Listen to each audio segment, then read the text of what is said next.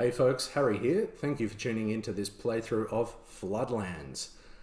This will be a pretty rough playthrough where I just walk you through the game, try to teach you the rules as I go, but other than that it'll basically just be me playing through the game and rambling as usual. If you did want to play against me at the same time, you'll be able to do that as well. You could use the dice rolls that come up.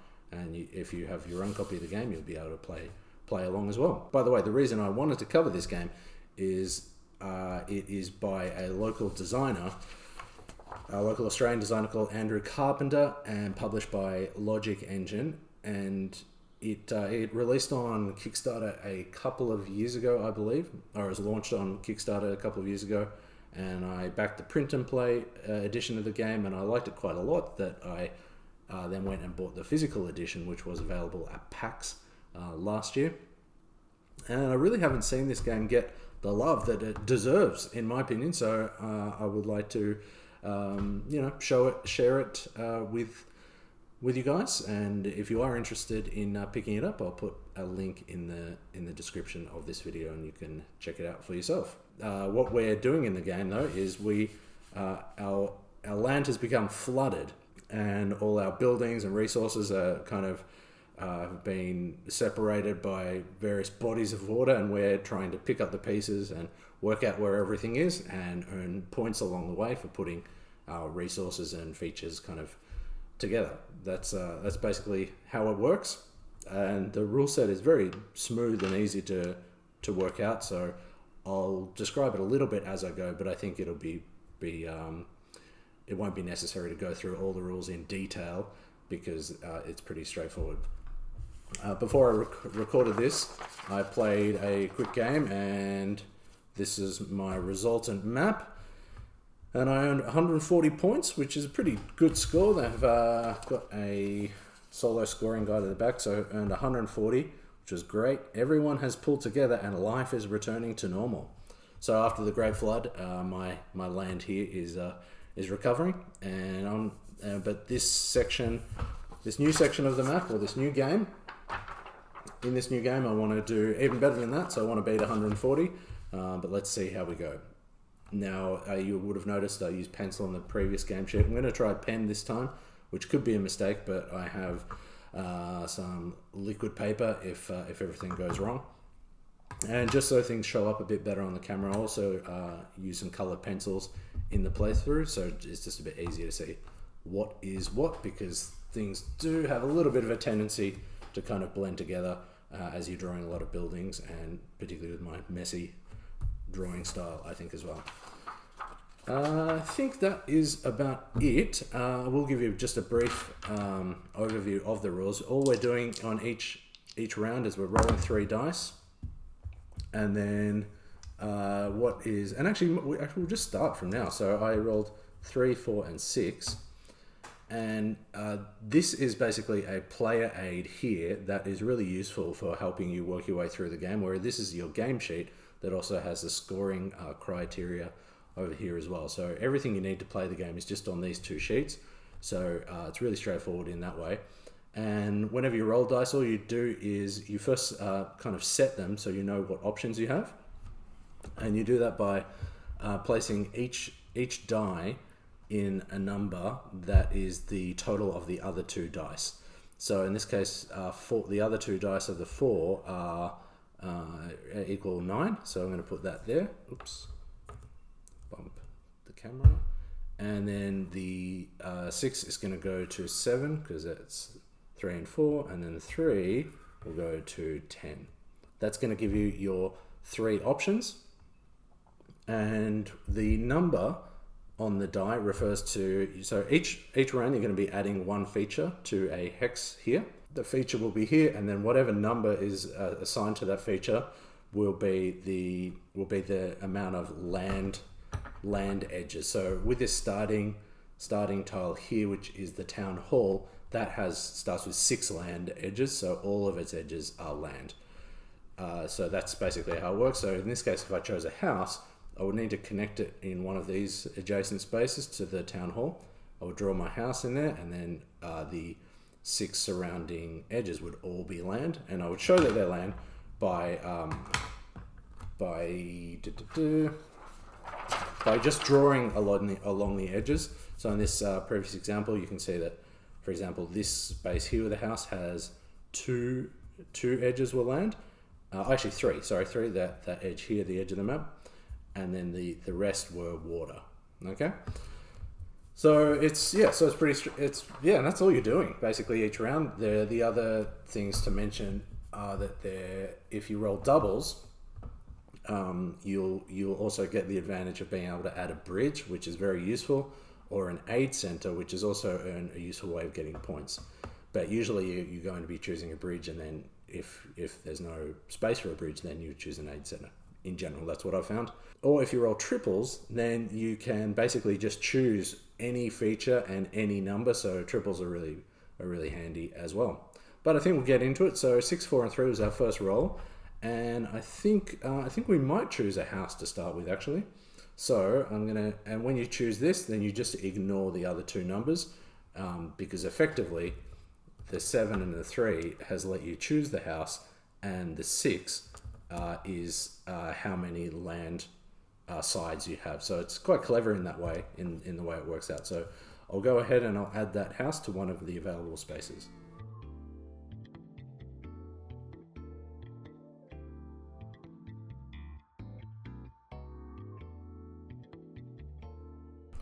All right, so that's the first turn done. And so all of these, so the house is in a space that's only land, so all the edges are land. And it's worth pointing out that that cannot change for the rest of the game, so I could not turn that into water. So we know that that's land, and we're ready for the next round. Okay. All right, so this is good. We had 2, 2, 5, so I can show you how doubles work a little bit more. So we would put the 2, so whatever the doubles number is, you can put 1 in this center double roll space, and then the other 2 you just place as normal. So the 2 would go where the total of the other dice are, so that would go in the 7 space. Oops, and then the 5 would go in the 4 space. There we go, because the other numbers are 4. And we're not going to worry about the doubles just yet. First, we're going to add a feature. Now we could add another house, because the way houses earn points is we're going to earn 2 points per house, plus 1 extra point if there are surrounding houses. So you are incentivized to add as many houses in the one area as possible. So we could do that, or we could add mountains, and mountains come in handy when if we were to add a miner, we could then score some points for that. Now, in this case, because we roll doubles, I think it makes sense to choose mountains, because then, because when you roll doubles, you have 2 options. You can choose a bridge, which allows you to connect land spaces that are separated by water, so adjacent land spaces that are separated by water, like here and here, with the exception being like a fisherman's hut, which it's just not separated by water, but you're not drawing a bridge, you're drawing like a road from crossing over land to connect the fisherman's hut to a shoal of fish. So that's the bridge option. But right now we're not really going to have any water, so that is not going to make any sense. You could really only do that if you already have 2 adjacent hexagons that have water in them, or the fisher hut and the shoal exception that I mentioned as well. So the other option is to add an aid center, and that means that whenever you add an aid center, you have to add it to a resource. And so we have 4 resources: mountains, forests, fields, and shoals. And they earn 1 point per adjacent building, and that would include the town hall and the house. So I think it makes sense to choose mountains and then also add an aid center to that. Yeah, and so because the mountains is a 5, I'm going to have to make 5 of the edges land and 1 of the edges water. And then I'll draw the aid center, which is just a little like plus sign with a circle around it. So yes, all right, I'll go ahead and add that.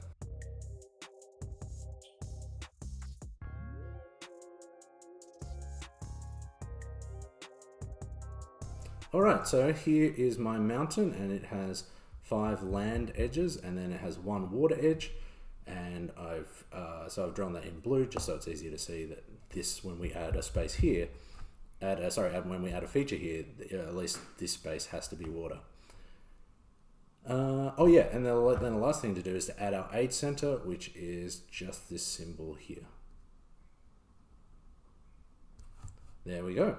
All right, let's move on to the next round. So as usual, we place the dice like so. So now we have the option of adding a mill, and the mill would need to be almost all surrounded by water, so that could be a bit tricky. We also have a forest option, or a lumberjack. And so I think it makes sense to start to add some resources or the lumberjack. So either the forest or the lumberjack. Usually what I found in this game is numbers that are 3 and 4, like 3 or 4 are good, because then you're kind of balancing your water and land edges. If we start to add too many 5s and 6s or 1s and 2s, then we have areas that are quite there's too much water or there's too much land, and that's basically unavoidable, except that later when our map gets quite condensed, we can use our land dice adjustments to be able to make sure we can fit things in. But whenever you do that, you do lose points. So I'm going to try to avoid that as where possible.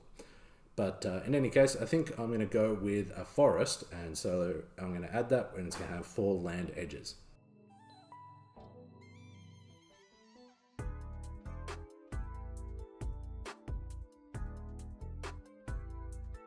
Alright, so here's my forest, and it has 4 land edges, and I wanted to also show you that when you add water and land, you've got a lot of flexibility by how you draw those. So I might be wrong, but I believe that I could have, of course, I know I could have put the 2 water edges next to each other, but I also think I could have made that so the water actually creates like a channel through here. So I like that kind of flexibility in the game. All right, let's see what's next. All right, doubles again.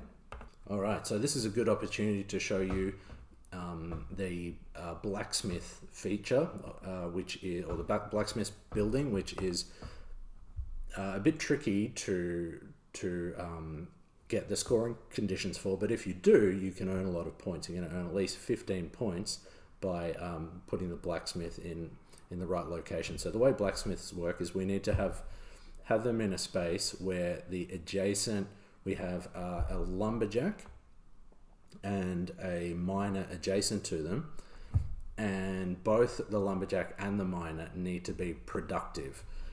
And productive, I haven't talked about that yet, but productive means that they also need to be scoring. So a lumberjack only scores if it's next to a forest space that it can access, and a miner only scores if it's next to mountains that it can access. And when they do score, they're referred to as productive. And so this is a little bit tricky, because you have to not only have an adjacent miner and lumberjack, but both of those have to have their scoring criteria met as well. But it is worth it, I think, particularly with this early stage of the game where we have a lot of chance to meet those goals. And because we have a mountain here, and maybe we'll be able to put a miner here in the future, and we have a forest here, so maybe we could put the lumberjack here. I think it's good if we add the blacksmith to this space here, so then we're able to achieve that scoring goal. So let's go ahead and do that.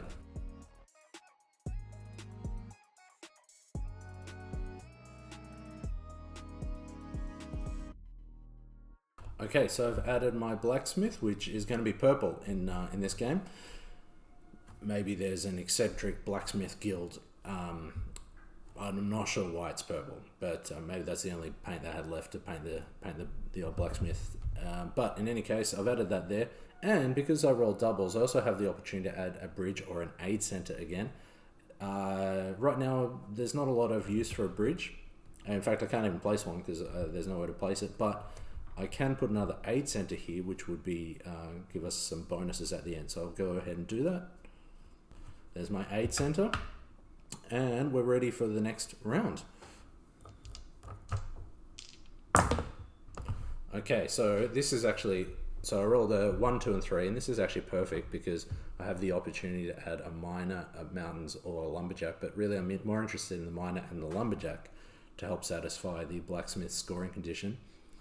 The lumberjack might have been good, except that the number 1 isn't great for us here, because I would want to put it here so it's connected to the forest and of course the blacksmith. But the 1 means that I would need to actually do a land dice adjustment, so I'll lose points by doing that. So I'm going to have to think about the miner instead, and that's going to be a 3, and we already have 3 edges that are land, so that's going to work. So let's go with the miner, and I'll add it to this space here.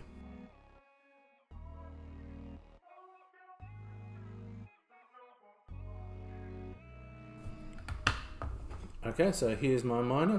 And this miner is productive because they're connected to mountains. So already I've met one of the, well, I'm going to earn points for the miner as well, but I've also met the blacksmith goal, which is handy. One thing I haven't mentioned is that if I do put mountains here, they're obviously going to be separated from the miner by water, meaning they're not. That means they're not connected to it. So I wouldn't earn any bonuses for that. However, this is where bridges come in. If I can add a bridge across there, then it would be connected, and I would earn those extra points. So just something to keep in mind, and also explaining why bridges are so useful in the game. Okay, let's see what's next. 6, 1, and 2. So this is where the game can get pretty tricky pretty quickly, because I'm almost tempted to add the miner here. Another miner here, so because it's next to mountains, but that will mean that all of this area is now, all of its edges are land, which might be a good thing, or I could start adding more houses, but the 2 is giving me pause because I think that that's going to mean that there's a lot of water around it. So yeah, and the field is also 1. Is going to make things tricky as well. So I think we'll go with another miner, and I'll place it here so it's connected to this mountain as well.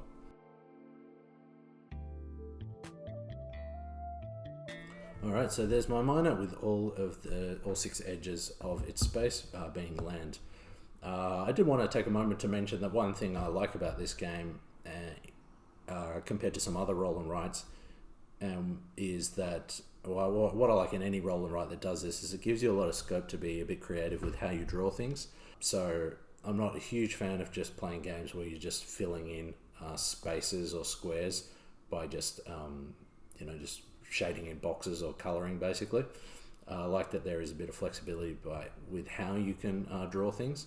It's not that I always want to be drawing things as I want to as artistically as I want. But I want to have that option when I play a game like this to if I have a bit of time to be able to draw. So I do like that about this game, and that's obviously one reason why I wanted to do a fantasy map maker a game of mine, is because I like that flexibility with you can just play the game and draw things in a very kind of simplistic way, which is kind of what I'm doing now, or you can really take your time and add as many artistic details as you want. So that scope for creativity is good, in my opinion. All right, but I will be quiet, and let's see what's next. And okay, I think almost the same results. So we put that there, we put that there, and 6 and 2, we put that there. Okay, so I could keep the mines. I can't add a mine here. I could keep the mines going, but that's not really going to work. So I think we're going to have to start adding more houses now, and it might be good to start to veer off in this direction and maybe have some houses happening over here. So let's go ahead and add a house.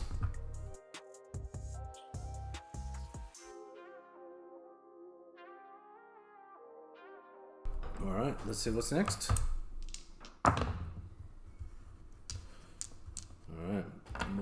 doubles. All right, so now we have a couple of other options. We could add a mill, which is basically the equivalent of the lumberjack, except for fields. So we're going to need fields next to mills to earn points there, or we could add a shoal, which will give us the opportunity to add a fisher later and earn points that way. I like the idea of a shoal, but a mill could be good as well. Yeah, let's add a shoal and then hope that we can get some fishermen into the mix later. So let's go ahead and add that.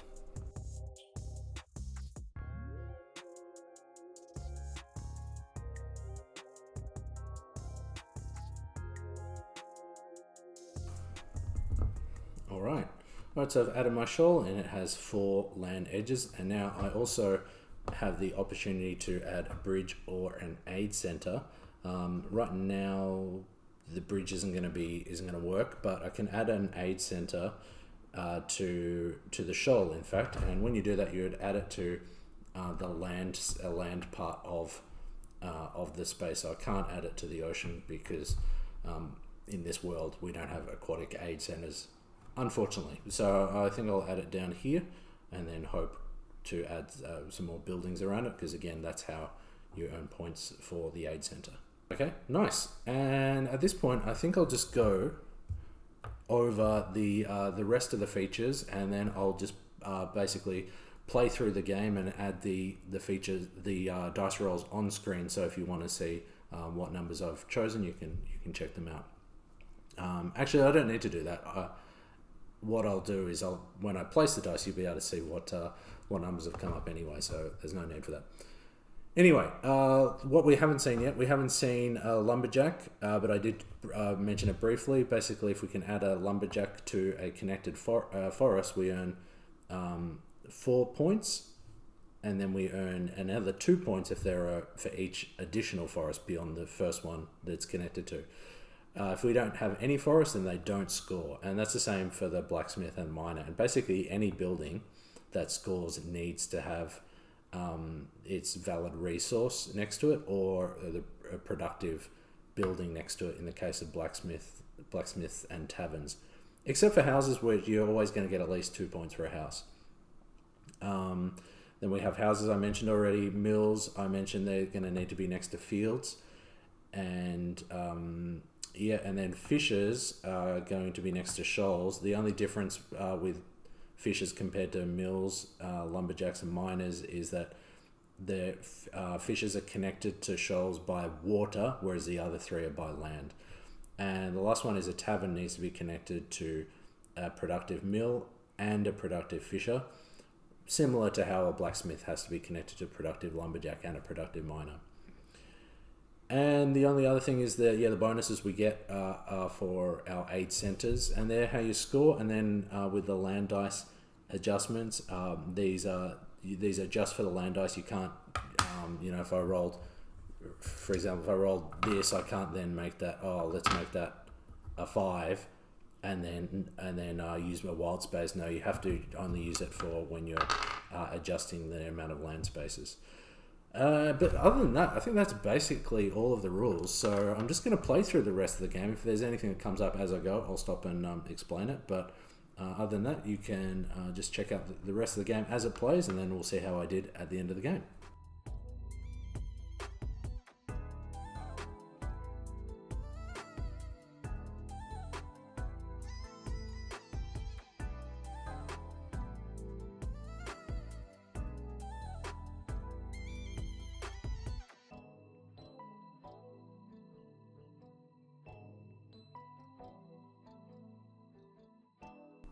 Alright, so actually I wanted to point out that I've just added a tavern here. So I'm going to want to add a fisher and a mill to adjacent spaces. That's the goal here. It's probably not ideal that it's on the edge of the map, but that's okay.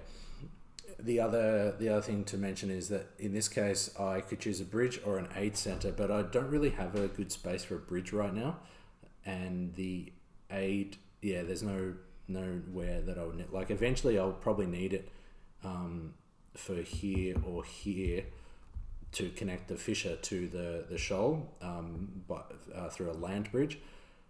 So, but until that point, I can't use it. And then the aid center, I've already placed aid centers in these in my 3 resource spaces, so I can't use that. So unfortunately, I can't use the doubles bonus on this particular round, which can happen during the game as well. The only other thing I want to mention is that sometimes you may need to just not add any feature at all and just skip around. And the rules for that are, missed spaces. If you can draw any of the options available after each round, you must draw one of the options using land dice adjustment if necessary. So if you can, you do need to draw something. But occasionally it's possible that you can't draw anything, and then you're going to lose 10 points if you can't do that. So you're going to want to add features at all costs, basically in the game. But sometimes that may happen. All right, let's continue.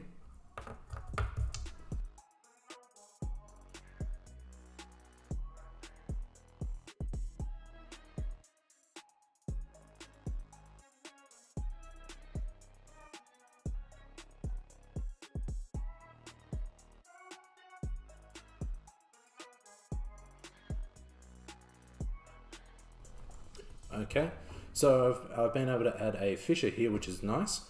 The only problem is that it is not connected yet to my tavern, and so although the fissure is productive because it's not either. Sorry, the fissure is not productive, so I also need to add a land bridge over to this shoal of fish, and I need to add a bridge over the water to connect to this tavern. So I've got a bit of work to do, so hopefully some doubles come up.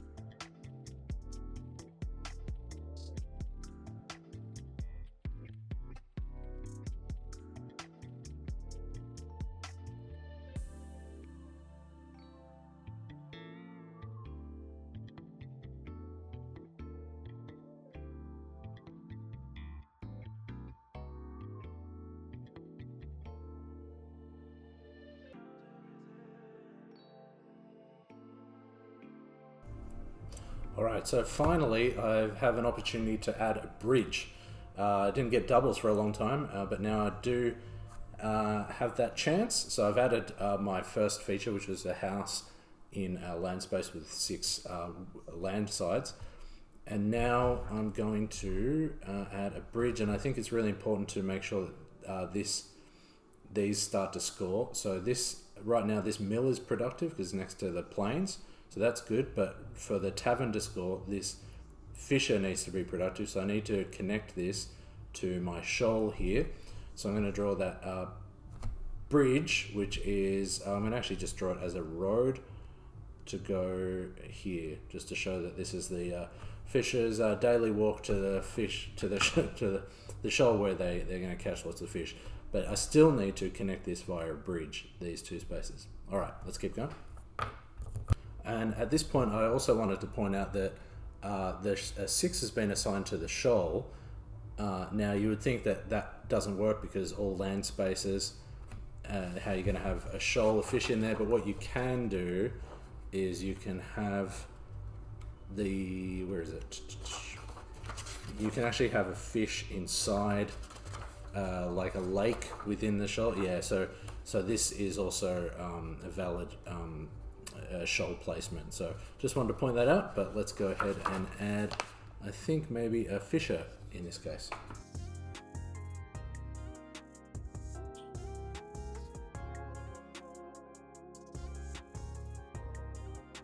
Okay, and I was able to get doubles on that previous roll, so I added a bridge here.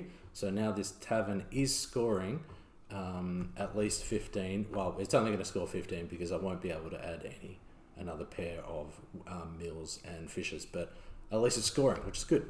And I also forgot to mention, I think, that the blacksmith does have a miner and an adjacent productive lumberjack, so that is also scoring. If I'm able to add another productive miner here too, then this will score a bonus 5 points. So hopefully I can do that by the end of the game.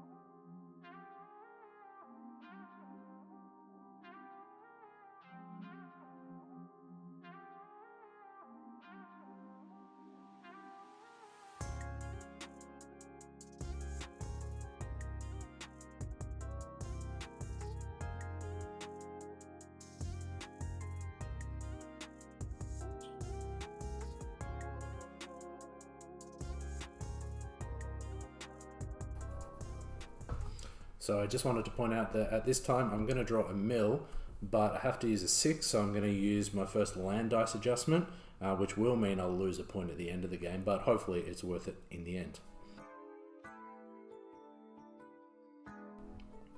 Alright, so in this case I want to do another land adjustment because it's really important that I add a field to this space.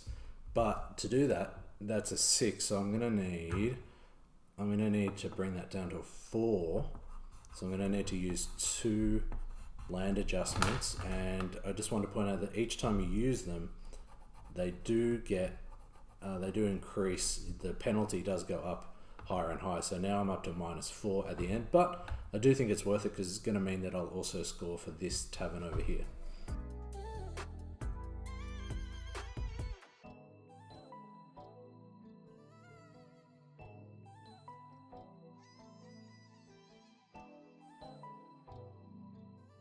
Alrighty, so now we're up to our final hexagon, and now I've probably made a bit of a mistake in leaving.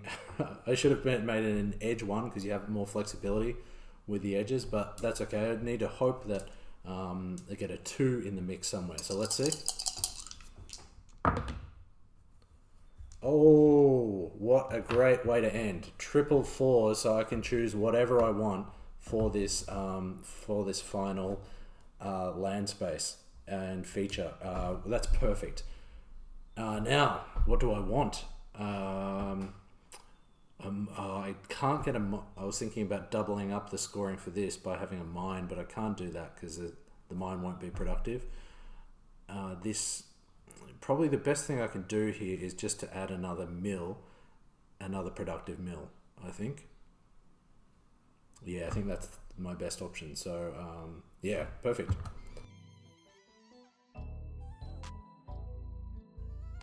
Alright, so that is the game complete. I'm going to spend a little bit of time just doing some artistic touch-ups, then we'll move on to scoring.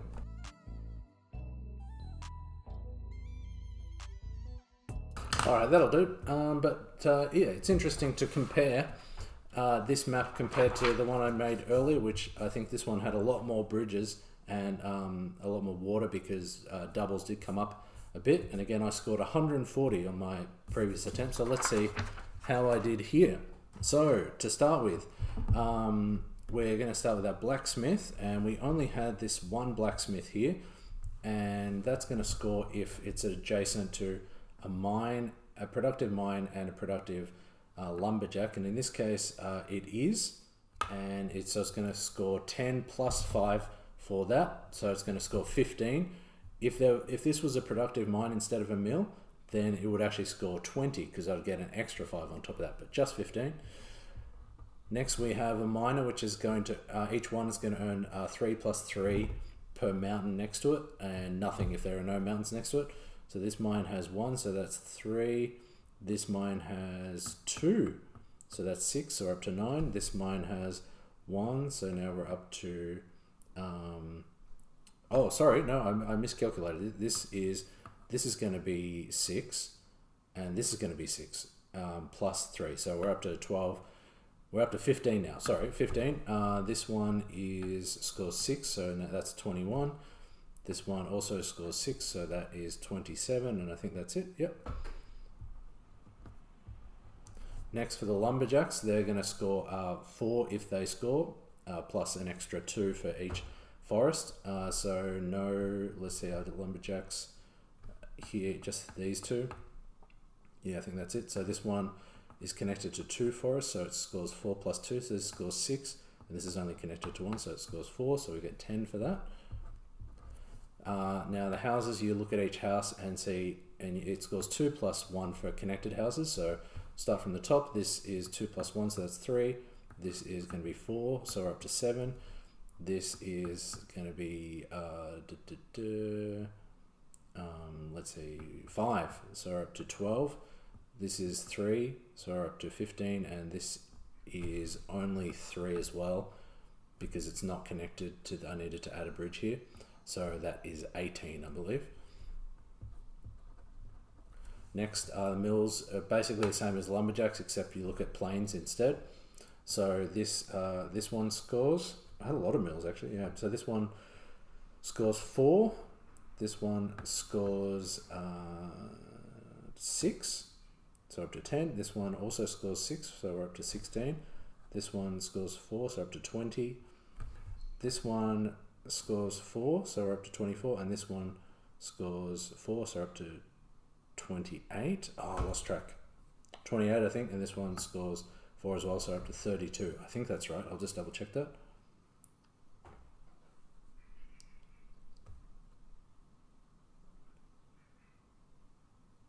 Yeah, 32. All right, now we're up to fishers, and they're almost the same as miners, except they need to be connected by water to fish. So this one scores, so that's going to be 6. This one score, oh yeah, this one has a road, so double, so that's going to be 6 plus 3, so that's 9, so we're up to 15. This one just has 1, so that's an extra 6, so that's 21, and this one is an extra 6, so that's 27. And the taverns, we had 2 taverns. This one here is connected to a productive fisher, and this is connected to a productive mill. So that is going to earn 10 plus 5, so 15 for that one. And this one is also connected to a productive fisher and a productive mill, so that's also 15, so that's 30. Now we look at our bonus, and we had 3 bonus resources. They just earn, so this aid center earns 1 point per connected building. So this one's worth 1, 2, 3, 4, and this one is worth 1, 2, 3. This doesn't count because it's not connected. So that's 7, and this one is worth 1, 2, 3, I believe. So that's 10, bonus of 10. But we lose 6 for our land dice adjustment. So minus 6. All right, so let's see how we did. Okay, so I believe we smashed it this time and were able to get 163. I think that's right, so we did a lot better than 140 in the previous game. And if we look at our solo scoring guide, that was, we did excellent. The region has not only recovered, and it is thriving. So we have a thriving land, and it's actually not that flooded in the end. So maybe we got a bit lucky with the dice rolls, particularly at the end with the 444s. That was very handy. Oh, I guess the last thing to do would be to give our area a name. I think we had lots of mills, so maybe this is so I was thinking New Holland, but that's already placed. So this is the area of the land of New Holland, and that has been it for this playthrough of Floodlands. Again, I really like this game. I think it's very, very smooth, and the player aid here really makes the gameplay really easy to get through, and it's a lot of interesting decisions. Particularly, it ramps up towards the end as you have fewer spaces and you start to hope to get certain numbers to be able to fit things in, and like you really need certain specific resources or features, and I guess the gameplay curve is a good one with this game. So I think that'll be it though. Thank you for tuning into this video, and if you are interested in the game, I'll put a link to where you can find it in the description. And again, I thought this was a lot of fun. I enjoyed the puzzle of working everything out and trying to fit everything in at the end, and I think I really got lucky with those triples at the end, and that helped New Holland in the end. So yeah, again, thanks for tuning into this video, and that'll be it for now. I will catch you on the next one.